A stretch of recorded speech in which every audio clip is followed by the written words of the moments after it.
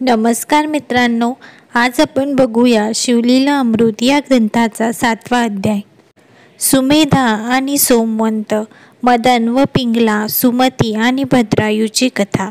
ओम श्री गणेशाय नमः. हे पार्वतीपते, तुझा जय जयकार असो.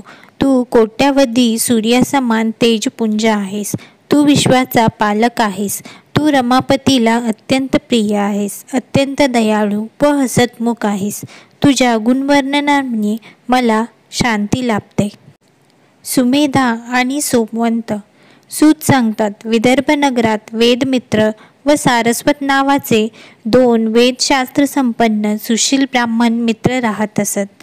वेदमित्र याचा पुत्र सुमेध व सारस्वत याचा पुत्र सोमवंत हेही जिवलग मित्र होते. त्यांनी देशग्रंथाचे चांगलेच अध्ययन करून पुराण ग्रंथेही मुखोद्गत केले होते. ते 16 वर्षाचे झाल्यावर पितृआज्ञेने आपल्या बुद्धीची व विद्येची चमक दाखविण्यासाठी राजाला भेटले. त्यांनी राजासमोर आपले विद्यावैभव प्रकट करून राजाला प्रसन्न केले. पारितोषिक देण्यासाठी राजाने त्या दोघांची एक विचित्र परीक्षा घेण्याचे ठरवून त्या दोघांना पती-पत्नी बनवून सीमंतिनीकडे जाण्यास सांगितले. ती परम शिवभक्त असल्याने तिने जर तुमचे मूळ रूप ओळखले नाही तर तुमचा सन्मान करून ती वस्त्रभूषणे तुम्हाला देईल. ती मला आणून दाखवा, मग मी तुम्हाला खरोखरच चतुर व विद्वान समजेन आणि मीही तुम्हाला भरपूर द्रव्य देईन, असे सांगितले. हे ऐकून दोघेही ब्राह्मण कुमार विचारात पडले व त्यांनी राजाला हे कृत्य करण्यास नकार दिला. ते राजाला म्हणाले, महाराज, हे तर मोठेच निंद्य कर्म आहे. आम्ही हे कधीही करणार नाही. आम्ही आमची विद्वत्ता दाखवून धन मिळवू. विद्या ही पंडिताची माता. साक्षात कामधेनू संकटात सहाय्य करते, प्रवासात रक्षण करते. पण राजाने त्यांना पुष्कळ आग्रह करूनही परीक्षा देण्यासाठी तयार केले. राजाने वस्त्र अलंकार आणून सोमवंताला स्त्रीवेश दिला. सीमंतिनीने सोमवारी सायंकाळी शिवपूजन चाललेले असताना ते दोघं ब्राह्मण दाम्पत्याच्या रूपात तिच्याकडे गेले. सीमंतिनी अत्यंत हुशार होती. त्या शिवभक्त पतिव्रतेने हे दोघे पुरुष असल्याचे तात्काळ ओळखले. पण तसे भासवू न देता त्यांची शंकर पार्वती समजून पूजा केली. त्यांचा उत्तम सन्मान करून त्यांना द्रव्य दक्षिणा व देऊन निरोप दिला. सुमेधा व सोमवंत यांनी राजाची अट पूर्ण केली होती. त्यामुळे नैशात त्यांना चांगलाच द्रव्य लाभ झाला होता. आता राजाकडूनही द्रव्य रूपाने मोठे पारितोषिक मिळणार म्हणून हे दोघे आनंदाने मार्गक्रमण करत होते. ते अरण्यातून प्रवास करत असताना स्त्रीवेश घेतलेल्या सोमवंताचे शरीर स्त्रीदेवी झाले. अरण्यातील एकांतात त्या स्त्रीच्या मनात प्रबळ काम वासना उत्पन्न झाली. स्त्रीवेशधारी सोमवंताने सुमेधाकडे कामपूर्तीची याचना केली. त्याचे बोलणे ऐकून सुमेधाने त्याला झिरकावले. तेव्हा सोमवंताने त्याला आपण स्त्रीरूप झाल्याचे सांगताच सुमेधाने त्याच्याकडे नीट निरखून पाहिले. त्याला आश्चर्याचा धक्का बसला. आपण केलेले नाटक उग्र वास्तविकता धारण करून समोर उभे ठाकले आहे हे सुमेधाच्या लक्षात आले. अरण्यातील एकांत व कामप्रेरित होऊन सर्वस्व अर्पण करण्यास झालेली स्त्री समोर असूनही ज्याच्या मनात तिच्याविषयी जराही अभिलाषा निर्माण होत नाही तो पुरुष धन्य होय. तो साक्षात शंकरच, जो सत्यवचनी आहे, जो नित्य सत्कर्म करतो. त्याच्या मनात जराही धनासक्ती नाही. विद्वान पंडित असूनही जराही गर्व नाही. लोकांनी किती निंदा केली तरी खेद न मानता जो आनंदात राहतो. दुसऱ्यांचे दोष जाणूनही त्याची अन्यत्र वाच्यता करत नाही. तो नरशंकर स्वरूपच जाणावा. जो स्त्री पुरुष असा भेदभाव करत नाही. चराचरात गुरुरूप पाहतो. जो आपली तपश्चर्या, दातृत्व, पुण्यकर्मे व सत्कृत्ये लोकांमध्ये सांगत नाही. सगळ्यांना सारखी वागणूक देतो. ज्याच्या मनात अपरंपार भावाला थार नाही. तो आपली कीर्ती व्हावी अशी अपेक्षा करत नाही. तो शिवस्वरूपच होय. सुमेधा खरोखरच विवेकी होता. त्याने स्त्रीवेशधारी सोमवंताला समजावून घरी आणले. सोमवंताच्या मातापित्यांना घडलेला प्रकार ऐकून धक्काच बसला. सारस्वत ब्राह्मण छाती पिटत राजाकडे गेला आणि घडलेल्या प्रकाराबद्दल राजाला मोठमोठ्याने ओरडून दूषणे देऊ लागला. झालेला प्रकार ऐकून राजाने लज्जेने मान खाली घातली आणि आपण सीमंतिनीची उगाचच परीक्षा घेतली याचा त्याला पश्चाताप होऊ लागला. त्याने विद्वान ब्राह्मण पाचारण करून, मी वाटेल तेवढे द्रव्य खर्च करण्यास तयार आहे. तुम्ही कोणतेही प्रखर अनुष्ठान करून सोमवंतास पुन्हा पुरुषत्व प्राप्त करून द्या असे सांगितले. पण ब्राह्मणांनी ते अशक्य असल्याचे सांगून राजाला नकार दिला. राजाने देवीला प्रसन्न करून घेण्यासाठी 7 दिवस निराहार राहून अनुष्ठान केले. त्यांची तळमळ पाहून प्रसन्न झालेल्या भगवतीने त्याला दर्शन दिले. राजाने देवीला सोमवंताला पुन्हा पुरुष करण्याची विनंती केली. देवी म्हणाली, ही गोष्ट घडणे कदापि शक्य नाही. सीमंतिनी महान पतिव्रता आहे, परम शिवभक्त व श्रेष्ठ तपस्विनी आहे.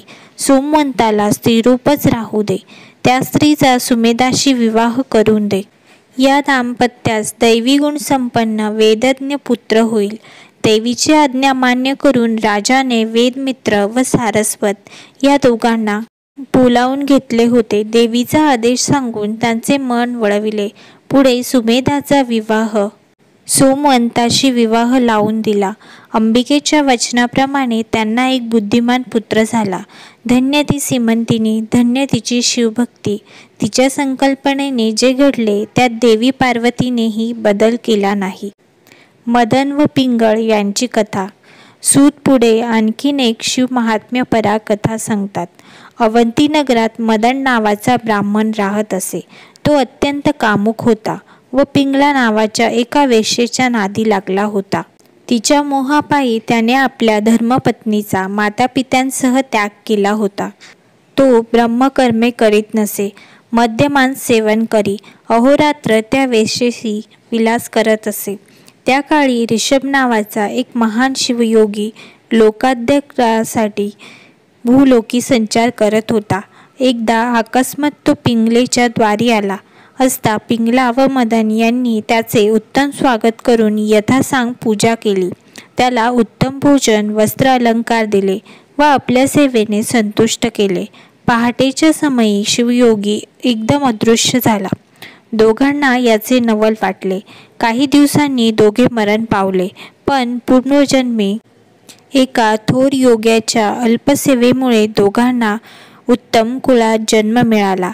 मदनाने दाशार्य देशाचा राजा वज्रबाहू व त्याची पट्टराणी सुमती यांच्या पोटी जन्म घेतला, तर पिंगलेला सीमंतिनीची कन्या म्हणून जन्म घेतला. तिचे नाव कीर्तिमालिनी ठेवण्यात आले. सुमती व भद्रायू कथा.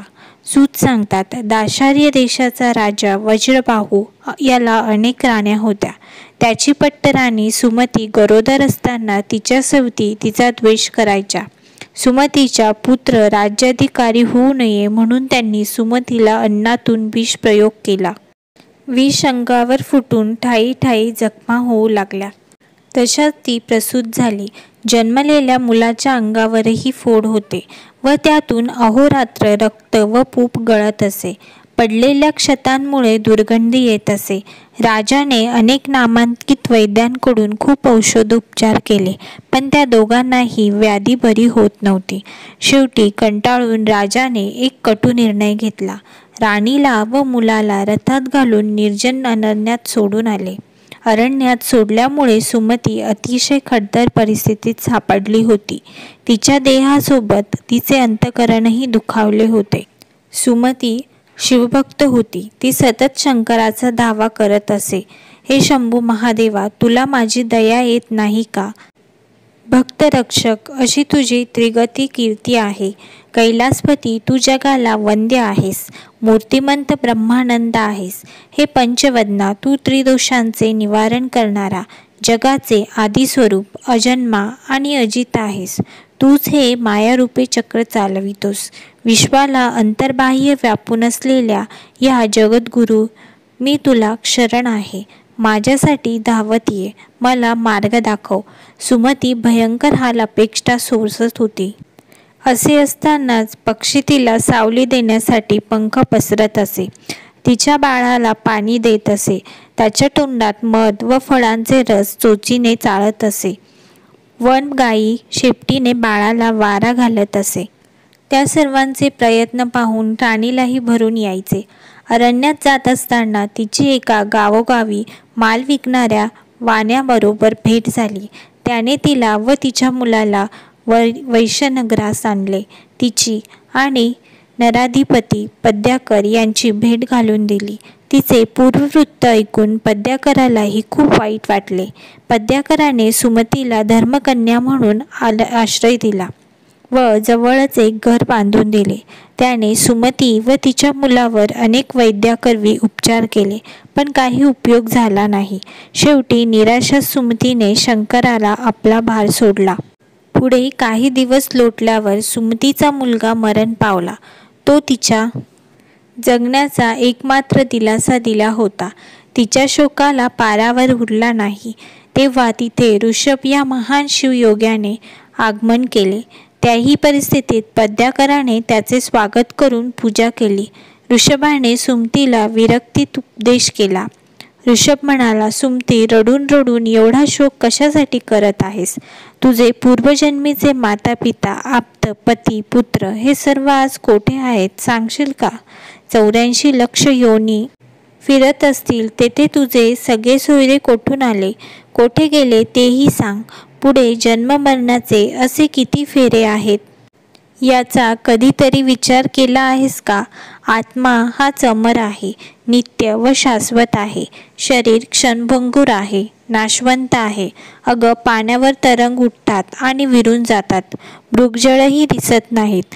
पण या गोष्टी अशा मिथ्या आहेत तसे शरीरही मिथ्याच. चैतन्य अडून तयार झालेली एक लाट. तिचा शोक करण्यासाठी या शरीराबद्दल मी काय सांगू? हे तर कष्टरूपी वृक्षांचे उद्यान आहे. मुली, गुरुला शरण गेले नाही तर प्राणांचा उद्धार कसा होणार? म्हणूनच म्हणतो, हा सगळा मायेचा पूर आहे. हे तू लक्षात घे आणि वेळीच सावध हो. या शरीररूपी घराची आसक्ती धरू नकोस. गंगेमध्ये 2 काष्टांनी एकत्र यावे, काही काळ जोडीने प्रवाहातून जावे आणि अंती विलग व्हावे, असेच पती पत्नीचे प्रपंचातील सहजीवन असते. जेवढा ऋणानुबंध तेवढाच सहवास. कितीतरी पक्षी झाडावर येऊन बसतात. ऊन लागते म्हणून वाटसरू झाडाच्या सावलीत येतात. आल्या गेल्या पाखरांची व पाणथस्तांची चिंता वृक्ष करतो. सगळे सोयरेही तसेच असतात. प्रपंच हा नुसता खेळ आहे. आपण त्याला सत्य मानतो हेच मोठे अज्ञान. मायामय प्रपंच वृक्षावर जीव आणि शिव हे 2 पक्षी बसलेले आहेत. शिव हा सर्व साक्षी आहे, नित्य सावध आहे. तो कशातही गुंतत नाही. जीव विषरूपी फळे खातो आणि त्याला स्वतःचाच विसर पडतो. जो जन्ममरण भोगत राहतो त्यामध्ये एखादा पुण्यवंत जीव सद्गुरूला शरण जातो. तो पुण्यवंताला त्याचे निज स्वरूप दाखवतो. मग तो पुण्यवंत स्वतः शिवस्वरूप होऊन शिवाची भक्ती करतो.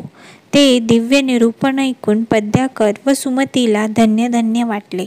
सुमतीने धावत येऊन शिवयोगी ऋषभाचे पाय धरून त्याला आपल्यावर कृपा करण्याची विनंती केली. ते ऐकून ऋषभाने मन द्रवले. त्याने सुमतीला शिवाचा मृत्युंजय मंत्र सांगितला. शिवांच्या मृत्युंजय मंत्राचा जपाने भारलेला भस्म तिच्या सर्वांगाला लावला. त्या भस्माच्या प्रभावाने सुमतीच्या अंगावरील सर्व जखमा बऱ्या होऊन ती तेजस्वी व अप्सरापेक्षाही सुंदर दिसू लागली. तसेच मंत्रोक्त भस्म ऋषभाने तिच्या मृत पुत्राच्या अंगाला लावले. त्या योगे प्राणसंचार होऊन तोही जिवंत झाला, पूर्व निरोगी व सुस्वरूप झाला. ते पाहून पद्याकरास धन्य वाटले. गुरुकृपा व गुरुमंत्राने तो प्रभावित झाला. सुमतीने आपल्या मुलाला ऋषभाच्या पायावर घातले आणि हात जोडून म्हणाली, सद्गुरुनाथा, मी माझा जीव तुझ्यावर ओवाळून टाकला आहे. माझ्या शरीराच्या पादुका करून तुझ्या चरणी घातल्या तरी तुझे उपकार फिटणार नाहीत. शिवयोगी ऋषभ म्हणाला, मुली, या तुझ्या पुत्राला आरोग्य, आयुष्य, अद्भुत ऐश्वर्य प्राप्त होईल. हा पृथ्वीवर राज्य करेल. मी याचे नाव भद्रायू ठेवते. हा मोठा होईपर्यंत तू येथेच राहा. मृत्युंजय मंत्राचा श्रद्धेने त्रिकाल जप कर.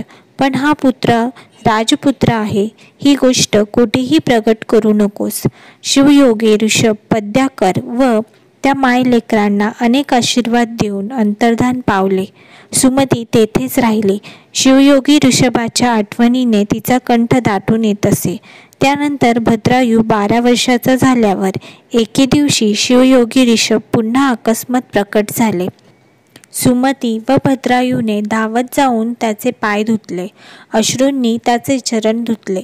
आदरांनी घरात घेऊन पूजन केले. पूर्वीचे उपकार स्मरून कृतज्ञता व्यक्त केली. त्यांचे भक्तिभाव पाहून प्रसन्न झालेल्या ऋषभाने भद्रायूला नीतिधर्म समजावून सांगितला. ऋषभ बाळा भद्रायू वेदशास्त्र आणि पुराणे यामध्ये अनेक धर्म व नीतीविषयी जो नियम सांगितले आहेत त्यांचे यथायोग्य पालन कर. माता, पिता व गुरु यांच्यावर निष्ठा ठेव. सर्व भूतांच्या ठायी एक शिव तत्वच आत्मरूपाने विराजमान आहे याचे नित्य स्मरण ठेव. काळ, वेळ आणि आपापसात कोण आहे याचे भान ठेवून बोल. अतिथी, देव, मित्र, स्वामी, वेद, विद्या, यज्ञ, कर्मे, पशु, शेती आणि संपत्ती यांच्यावर वारंवार लक्ष द्यावे. आपली लहान मुले, पत्नी, शत्रू, दास, घरातील घटना व प्रसंग, आजारपण यांची कधीही अपेक्षा करू नये. लोकांच्या कल्याणाची इच्छा धरावी. कोणत्याही प्रकारे परपीडा करू नये. परस्त्री व परद्रव्य यांची अभिलाषा करू नये. स्नान, जप, अध्ययन, होम, ब्राह्मणांची सेवा, श्रवण, मनन, निजध्यास या गोष्टी आळस न करता तत्परतेने कराव्यात. श्रम, भोजन आणि निद्रा या गोष्टी प्रमाणात असाव्यात. दान, सत्कर्म, अभ्यास व श्रवण यात कधीही आळस करू नये. धर्मपत्नीवर प्रेम करावे. परस्त्रीविषयी कधीही सद्भावना व आदर ठेवावा. शत्रूंविषयी क्रोध, साधूंविषयी नम्रता, द्वेष्टजनांविषयी मद, संत व भक्त यांविषयी विनय, संसारात सत्रस्त करणाऱ्या दुर्जनांविषयी मत्सर व दंभ आणि सर्वसामान्य लोकांविषयी हित भावना धरावी. शंकराचे मन नित्य ध्यान करावे. त्याने हलाहल प्राशन करून जगाला संकटातून सोडविले. त्याप्रमाणे आपले जीवन लोककल्याणासाठी कसे उपयोगी पडेल याचा विचार करावा. आपले धन, आयुष्य, गृहकलह, मैथुन, औषध, मंत्रविद्या, गुरुमंत्र, दिलेले दान, आपला मान, झालेला अपमान याविषयी कोठेही वाच्यता करू नये. निंदा करणारे, शिवभक्तीस विरोध करणारे, मद्यपी, कृतज्ञ, धर्मभ्रष्ट यांचे दर्शन करू नये. बंधू, सोयरे, स्वजन यांच्याशी जेवढ्यास तेवढा संबंध ठेवावा. शिवभक्ताने आपल्या मस्तकी, कंठी, दंडात व मनगटात रुद्राक्ष धारण करावे.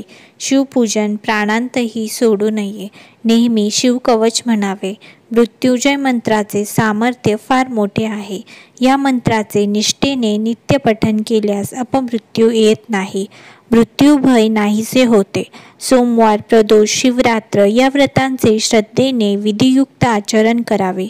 शास्त्राला प्रमाण मानून सत्पात्री दान द्याने ऐश्वर्य वाढते. सुंदर पत्नी, उत्तम व रसाळ वाणी, उत्तम चरित्र व औदार्य सद्गुण असणाऱ्यांचे जीवित सफल होय. स्पष्ट व खरे बोलणे हे वाणीचे व्रत होय. संकटकाळी धैर्य धरावे. युद्धात पराक्रम करावा. याचकांना उन्मुख पाठवू नये. येथे शिवलिंगाचे पूजन होत नाही तेथे मुद्दाम जाऊन पूजा करावी. जो दुसऱ्यांचे कर्तृत्व पाहून चरफडत नाही, दुसऱ्यांच्या आनंदात मनपूर्वक सहभागी होतो, तो सर्वांचे हित चिंतो, तोच खरा शिवभक्त. पृथ्वीवर खरी 4च मोठी रत्ने आहेत: अन्न, पाणी, सुभाषिते व औदार्य. कोणाच्या वर्मावर बोट ठेवून त्याला अपमानित करू नये. साधू संतांचे आशीर्वाद घ्यावेत. शिवकृपेने भाग्योदय झाला तरी सर्व धर्म सोडू नये. गुरु आणि शंकर हे एकरूपच आहेत. त्यांच्यात कधीही भेदभाव करू नये. कुल, शील, विद्या, धन, राज्य, तप, रूप आणि यौवन या 8 गोष्टींचा फार लवकर गर्व होतो, म्हणून सावध राहावे. सौंदर्याने मनुष्य शोभून दिसतो. त्याने सद्गुणरूपी अलंकार धारण केले असतील तो सौंदर्य खुलते. जर तो ज्ञानीही नसेल तर उत्तमच. अशा ज्ञानी मनुष्याच्या अंगी दया, क्षमा व शांती असेल तर तो सर्वश्रेष्ठ होय. सूत म्हणाले, अशा प्रकारे त्या शिवयोग्याने भद्रायूला अनेक प्रकारे सन्मार्गाचा व नीतीचा उपदेश केला. या उपदेशाच्या वचनांचे पालन केल्याने आपल्याला व्यवहारात अडचणी येणार नाहीत. कवी म्हणतो, हा 7वा अध्याय म्हणजे कैलास पर्वत, त्यावर उमारमण वास करतो. याचे पारायण हीच गिरिप्रदक्षिणा. ती करणाऱ्या सद्भक्तांना निर्दोष यश मिळते. किंबहुना हा अध्याय म्हणजे हिमालय. भक्ती ही त्याची कन्या उमा. तिचाही विवाह करून तो शंकर जणू सासऱ्यांच्याच घरी राहिला आहे असे वाटते. फलश्रुती, या अध्यायाच्या पठणाने स्वभाव सुधारेल, सन्मार्ग मिळेल, अनाथ सनाथ होतील, सद्गुरूची भेट होईल. आजचा अध्याय तुम्हाला कसा वाटला कमेंट करून नक्की सांगा आणि आवडल्यास चॅनलला सबस्क्राईब करा.